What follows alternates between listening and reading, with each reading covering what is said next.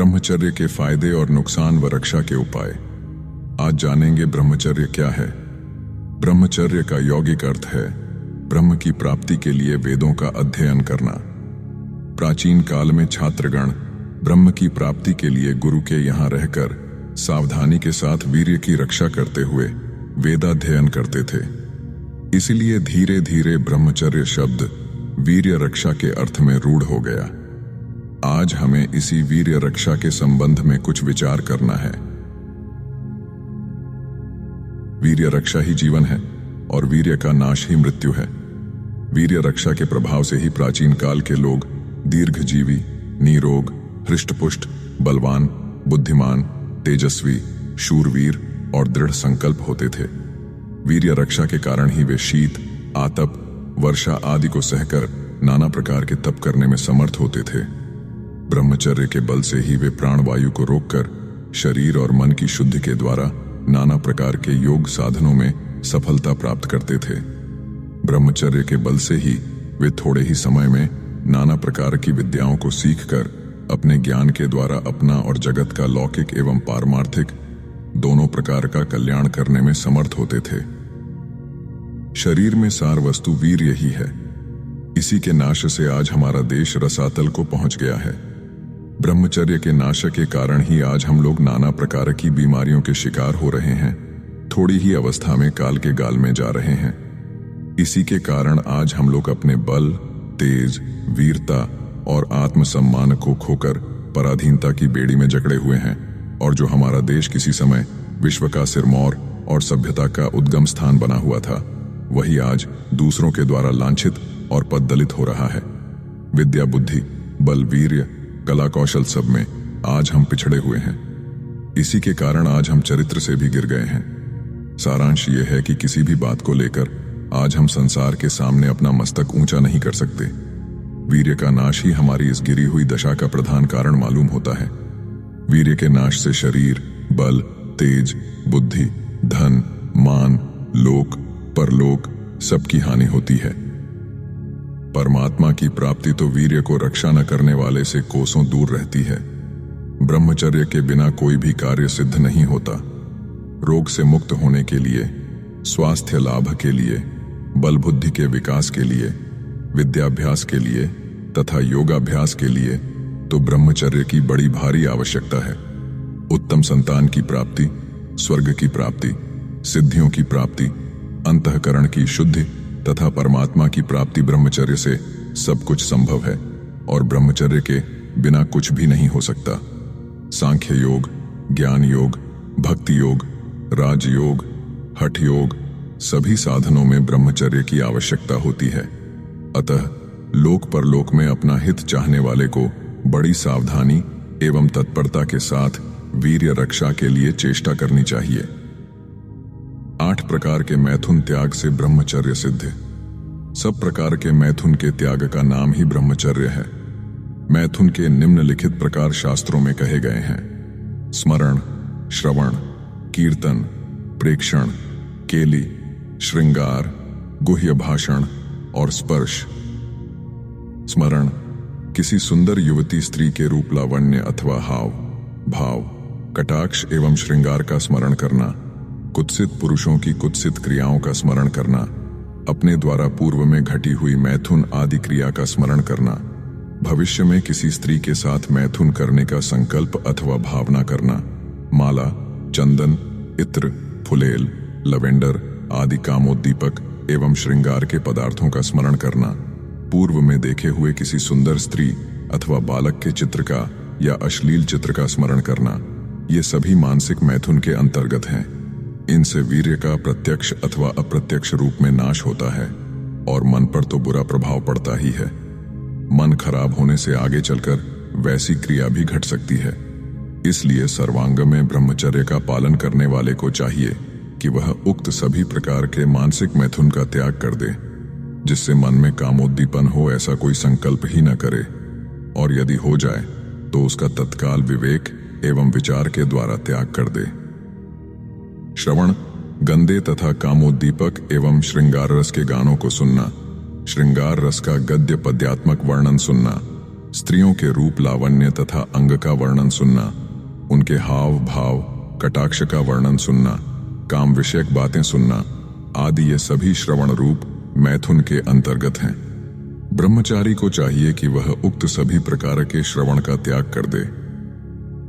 कीर्तन, अश्लील बातों का कथन, श्रृंगार रस का वर्णन, स्त्रियों के रूप लावण्य, यौवन एवं श्रृंगार की प्रशंसा तथा उनके हाव भाव कटाक्ष आदि का वर्णन, विलासिता का वर्णन, कामोद्दीपक अथवा गंदे गीत गाना तथा ऐसे साहित्य को स्वयं पढ़ना और दूसरों को सुनाना एवं कथा आदि में ऐसे प्रसंगों को विस्तार के साथ कहनाए सभी कीर्तन रूप मैथुन के अंतर्गत हैं। ब्रह्मचारी को चाहिए कि वह इन सब का त्याग कर दे।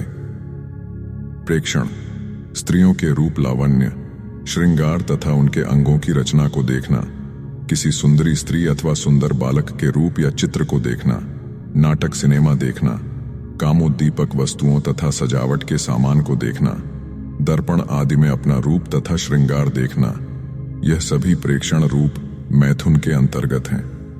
ब्रह्मचारी को चाहिए कि वह जानबूझकर तो इन वस्तुओं को देखे ही नहीं।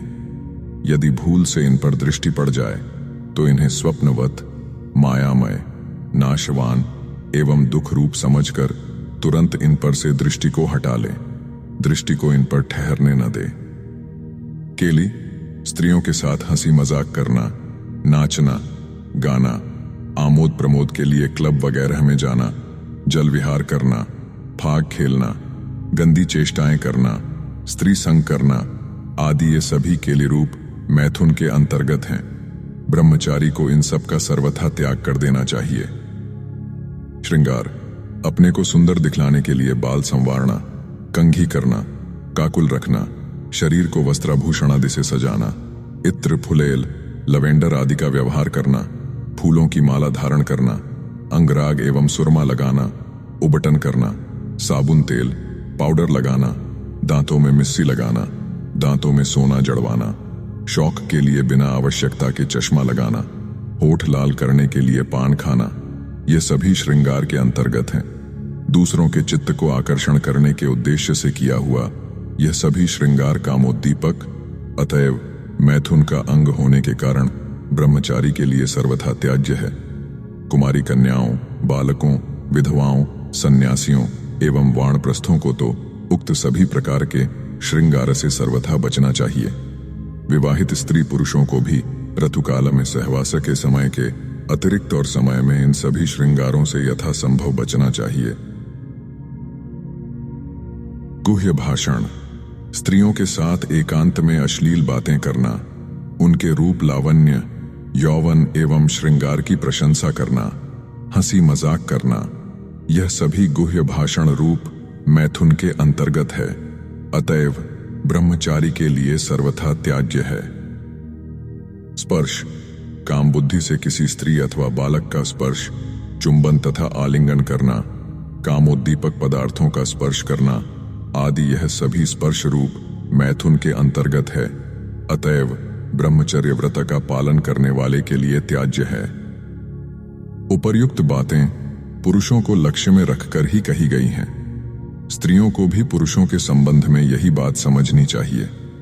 पुरुषों को परस्त्री के साथ और स्त्रियों को परपुरुष के साथ तो इन 8 प्रकार के मैथुन का त्याग हर हालत में करना ही चाहिए। ऐसा न करने वाले महान पाप के भागी होते हैं और इस लोक तथा परलोक में महान दुख भोगते हैं। गृहस्थों को अपनी विवाहिता पत्नी के साथ भी ऋतुकाल की अनिंदित रात्रियों को छोड़कर शेष समय में उक्त 8 प्रकार के मैथुन से बचना चाहिए। ऐसा करने वाले गृहस्थ होते हुए भी ब्रह्मचारी हैं। बाकी 3 आश्रम वालों तथा विधवा स्त्रियों के लिए तो सभी अवस्थाओं में उक्त 8 प्रकार के मैथुन का त्याग सर्वथा अनिवार्य है। ब्रह्मचर्य की महिमा, क्षत्रिय कुलचूड़ामणि वीरवर भीष्म की जो इतनी महिमा है वह उनके अखंड ब्रह्मचर्य व्रत को लेकर ही है। इसी के कारण उनका भीष्म नाम पड़ा और इसी के प्रताप से उन्हें अपने पिता शांतनु से इच्छा मृत्यु का वरदान मिला, जिसके कारण वे संसार में अजेय हो गए। यही कारण था कि वे सहस्रबाहु जैसे अप्रतिम योद्धा की भुजाओं का छेदन करने वाले तथा 21 बार पृथ्वी को निहक्षत्रिय कर देने वाले महाप्रतापी परशुराम से भी नहीं हारे। इतना ही नहीं, परात्पर भगवान श्री कृष्ण को भी इनके कारण महाभारत युद्ध में शस्त्र ग्रहण करना पड़ा। उनकी यह सब महिमा ब्रह्मचर्य के ही कारण थी। वे भगवान के अनन्य भक्त, आदर्श पितृभक्त तथा महान ज्ञानी एवं शास्त्रों के ज्ञाता भी थे, परंतु उनकी महिमा का प्रधान कारण उनका आदर्श ब्रह्मचर्य ही था। इसी के कारण वे अपने अस्त्र विद्या के गुरु भगवान परशुराम के कोपभाजन हुए, परंतु विवाह न करने का अपना हठ नहीं छोड़ा। धन्य ब्रह्मचर्य! भक्त श्रेष्ठ हनुमान, सनकादि मुनीश्वर, महामुनि शुकदेव तथा बालखिल्यादि ऋषि भी अपने ब्रह्मचर्य के लिए प्रसिद्ध हैं।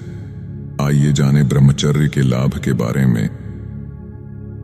ब्रह्मचर्य की रक्षा से लाभ और उसके नाश से हानि। ब्रह्मचर्य की रक्षा से शरीर में बल, तेज, उत्साह एवं ओज की वृद्धि होती है। शीत, उष्ण, पीड़ा आदि सहन करने की शक्ति आती है। अधिक परिश्रम करने पर भी थकावट कम आती है। प्राणवायु को रोकने की शक्ति आती है। शरीर में फुर्ती एवं चेतनता रहती है। आलस्य तथा तंद्रा कम आती है। बीमारियों के आक्रमण को रोकने की शक्ति आती है। मन प्रसन्न रहता है। कार्य करने की क्षमता प्रचुर मात्रा में रहती है। दूसरे के मन पर प्रभाव डालने की शक्ति आती है। संतान दीर्घायु, बलिष्ठ एवं स्वस्थ होती है। इंद्रियां सबल रहती हैं। शरीर के अंग प्रत्यंग सुदृढ़ रहते हैं। आयु बढ़ती है। वृद्धावस्था जल्दी नहीं आती। शरीर स्वस्थ एवं हल्का रहता है। स्मरण शक्ति बढ़ती है। बुद्धि तीव्र होती है। मन बलवान होता है। कायरता नहीं आती। कर्तव्य कर्म करने में अनुत्साह नहीं होता। बड़ी से बड़ी विपत्ति आने पर भी धैर्य नहीं छूटता। कठिनाइयों एवं विघ्न बाधाओं का वीरता पूर्वक सामना करने की शक्ति आती है। धर्म पर दृढ़ आस्था होती है। अंतःकरण शुद्ध रहता है। आत्मसम्मान का भाव बढ़ता है। दुर्बलों को सताने की प्रवृत्ति कम होती है। क्रोध, ईर्ष्या, द्वेष आदि के भाव कम होते हैं। क्षमा का भाव बढ़ता है। दूसरों के प्रति सहिष्णुता तथा सहानुभूति बढ़ती है। दूसरों का कष्ट दूर करने तथा दीन दुखियों की सेवा करने का भाव बढ़ता है। सत्व गुण की वृद्धि होती है। वीर्य में अमोघता आती है। परस्त्री के प्रति मातृभाव जागृत होता है। नास्तिकता तथा निराशा के भाव कम होते हैं। असफलता में भी विषाद नहीं होता। सबके प्रति प्रेम एवं सद्भाव रहता है। सबसे बढ़कर भगवत प्राप्ति की योग्यता आती है, जो मनुष्य जीवन का चरम फल है, जिसके लिए यह मनुष्य देह हमें मिला है। ब्रह्मचर्य नाश से नुकसान। ब्रह्मचर्य के नाश से मनुष्य नाना प्रकार की बीमारियों का शिकार हो जाता है। शरीर खोखला हो जाता है। थोड़ा सा भी परिश्रम अथवा कष्ट सहन नहीं होता। शीत, उष्ण आदि का प्रभाव शरीर पर बहुत जल्दी होता है। स्मरण शक्ति कमजोर हो जाती है। संतान उत्पन्न करने की शक्ति नष्ट हो जाती है। संतान होती भी है तो दुर्बल एवं अल्पायु होती है। मन अत्यंत दुर्बल हो जाता है। संकल्प शक्ति कमजोर हो जाती है। स्वभाव चिड़चिड़ा हो जाता है। जरा भी प्रतिकूलता सहन नहीं होती। आत्मविश्वास कम हो जाता है। ऐसी अवस्था में मनुष्य को चाहिए कि बड़ी सावधानी से वीर्य की रक्षा करे। वीर्य रक्षा ही जीवन है और वीर्य नाश ही मृत्यु है। इस बात को सदा स्मरण रखे। गृहस्थाश्रम में भी केवल संतानोत्पादन के उद्देश्य से ऋतुकाल में अधिक से अधिक महीने में 2 बार स्त्री संग करे। आइए जाने ब्रह्मचर्य का पालन कैसे करें। उपर्युक्त प्रकार के मैथुन के त्याग के अतिरिक्त जो साधन भी ब्रह्मचर्य की रक्षा में सहायक हो सकते हैं। भोजन में उत्तेजक पदार्थों का सर्वथा त्याग कर देना चाहिए। मिर्च, राई, गरम मसाले, अचार, खटाई, अधिक मीठा और अधिक गरम चीजें नहीं खानी चाहिए। भोजन खूब चबाकर करना चाहिए। भोजन सदा सादा, ताजा और नियमित समय पर करना चाहिए। मांस, लहसुन, प्याज आदि अभक्ष्य पदार्थ और मद्य, गांजा, भांग आदि अन्य नशीली वस्तुएं तथा केशर, कस्तूरी एवं मकरध्वज आदि वाजीकरण औषधों का भी सेवन नहीं करना चाहिए। यथासाध्य नित्य खुली हवा में सवेरे और सायंकाल पैदल घूमना चाहिए। रात को जल्दी सोकर सवेरे ब्राह्म मुहूर्त में अर्थात पहर भर रात रहे अथवा सूर्योदय से कम घंटे भर पूर्व अवश्य उठ जाना चाहिए। सोते समय पेशाब करके, हाथ पैर धोकर तथा कुल्ला करके भगवान का स्मरण करते हुए सोना चाहिए। कुसंग का सर्वथा त्याग कर यथा साध्य सदाचारी, वैराग्यवान, भगवत भक्त पुरुषों का संग करना चाहिए, जिससे मलिन वासनाएं नष्ट होकर हृदय में अच्छे भावों को संग्रह हो। पति पत्नी को छोड़कर अन्य स्त्री पुरुष अकेले में कभी न बैठे और न एकांत में बातचीत ही करें। भगवत गीता, रामायण, महाभारत, उपनिषद, श्रीमद् भागवत आदि उत्तम ग्रंथों का नित्य नियम पूर्वक स्वाध्याय करना चाहिए। इससे बुद्धि शुद्ध होती है और मन में गंदे विचार नहीं आते। ऐश आराम, भोग, आलस्य, प्रमाद और पाप में समय नहीं बिताना चाहिए। मन को सदा किसी न किसी अच्छे काम में लगाए रखना चाहिए। मूत्र त्याग और मल त्याग के बाद इंद्रिय को ठंडे जल से धोना चाहिए और मल मूत्र की हाजत को कभी नहीं रोकना चाहिए। यथा साध्य ठंडे जल से नित्य स्नान करना चाहिए। नित्य नियमित रूप से किसी प्रकार का व्यायाम करना चाहिए। हो सके तो नित्य प्रति कुछ आसन एवं प्राणायाम का भी अभ्यास करना चाहिए। लंगोटा या कौपीन रखना चाहिए। नित्य नियमित रूप से कुछ समय तक परमात्मा का ध्यान अवश्य करना चाहिए। यथाशक्ति भगवान के किसी भी नाम का श्रद्धा, प्रेम पूर्वक जप तथा कीर्तन करना चाहिए। काम वासना जागृत हो तो नाम जप की धुन लगा देनी चाहिए अथवा जोर जोर से कीर्तन करने लगना चाहिए। काम वासना नाम जप और कीर्तन के सामने कभी ठहर नहीं सकती। जगत में वैराग्य की भावना करनी चाहिए। संसार की अनित्यता का बार बार स्मरण करना चाहिए। मृत्यु को सदा याद रखना चाहिए। पुरुषों को स्त्री के शरीर में और स्त्रियों को पुरुष के शरीर में मलिनत्व बुद्धि करनी चाहिए। ऐसा समझना चाहिए कि जिस आकृति को हम सुंदर समझते हैं वह वास्तव में चमड़े में लपेटा हुआ मांस, अस्थि, रुधिर, मज्जा, मल, मूत्र, कफ आदि मलिन एवं अपवित्र पदार्थों का एक घृणित पिंड मात्र है। महीने में कम से कम 2 दिन अर्थात प्रत्येक एकादशी को उपवास करना चाहिए और अमावास्या तथा पूर्णिमा को केवल एक ही समय अर्थात दिन में भोजन करना चाहिए। भगवान की लीलाओं तथा महापुरुषों एवं वीर ब्रह्मचारियों के चरित्रों का मनन करना चाहिए। यथासाध्य सब में परमात्मा भावना करनी चाहिए। नित्य निरंतर भगवान को स्मरण रखने की चेष्टा करनी चाहिए। ऊपर जितने साधन बताए गए हैं उनमें अंतिम साधना सबसे उत्तम तथा सबसे अधिक कारगर है। यदि नित्य निरंतर अंतःकरण को भगवत भाव से भरते रहने की चेष्टा की जाए तो मन में गंदे भाव कभी उत्पन्न हो ही नहीं सकते। किसी कवि ने क्या ही सुंदर कहा है, जहां राम तह काम नहीं, जहां काम नहीं राम। सपने हूं कभूक रही सकें, रवि रजनी एक थाम। जिस प्रकार सूर्य के उदय होने पर रात्रि के घोर अंधकार का नाश हो जाता है, उसी तरह जिस हृदय में भगवान अपना डेरा जमा लेते हैं अर्थात नित्य निरंतर भगवान का स्मरण होता है, वहां काम की उदय भी नहीं हो सकता। ओम शांति विश्वम।